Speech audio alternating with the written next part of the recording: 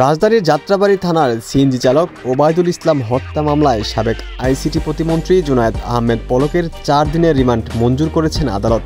সোমবার ঢাকার metropolitan magistrate GM Farhan ইশতিয়াকের আদালত শুনানি শেষে এই আদেশ দেন। রিমান্ড শুনানি শেষে আদালতের কাঠগড়ায় দাঁড়িয়ে উপস্থিত সবাইকে ঈদের শুভেচ্ছা জানিয়েছেন সাবেক আইসিটি প্রতিমন্ত্রী জুনায়েদ আহমেদ পলক। রাজধানীর যাত্রাবাড়ী থানার ওবায়দুল হত্যা মামলায় আজ সোমবার সকালে ঢাকার সিএমএম আদালতে উপস্থিত করা হয় পলককে। এই সময় তাকে আদালতের কাঠগড়ায় রাখা হয়।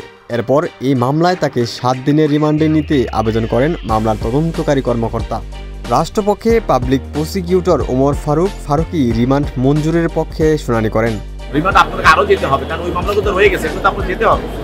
অন্যদিকে আসামি পক্ষে অ্যাডভোকেট ফারজানা ইয়াসমিন রাখি ও অ্যাডভোকেট তরিকুল ইসলাম রিমান্ড বাতিল চেয়ে আবেদন করেন। উভয় পক্ষের শুনানি শেষে 4 দিনের রিমান্ড মঞ্জুর করে আদেশ দেন ঢাকার মেট্রোপলিটন ম্যাজিস্ট্রেট জিএম ফারহান ইশতিয়াকের আদালত।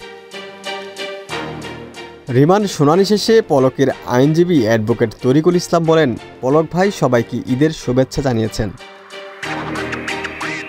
আদালত সূত্রে জানা গেছে, বৈষম্যবিরোধী আন্দোলন কেন্দ্রিক রাজধানীর যাত্রাবাড়ী থানার ওবায়দুল হত্যা মামলায় পলকের এই রিমান্ড মঞ্জুর করা হয়। মামলা সূত্রে আরও জানা গেছে, বৈষম্যবিরোধী ছাত্র আন্দোলনে অংশ নিয়ে গত 5 আগস্ট যাত্রাবাড়ির মেয়র হানিফ ফ্লাইওভার এলাকায় পুলিশ ও আওয়ামী লীগের হামলায় মৃত্যুবরণ করেন ভুক্তভোগী ওবায়দুল ইসলাম।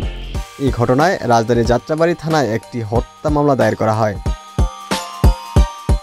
এর আগে গত 14 আগস্ট রাতে রাজধানীর খিলক্ষেত থানাধীন নিকুঞ্জ আবাসিক এলাকা থেকে আত্মগোপনে থাকা অবস্থায় জুনায়েদ আহমেদ পলককে গ্রেপ্তার করে ডিবি পুলিশ। এরপর থেকে বিভিন্ন মামলায় তাকে গ্রেপ্তার দেখিয়ে দফায় দফায় রিমান্ডে নেওয়া হয়।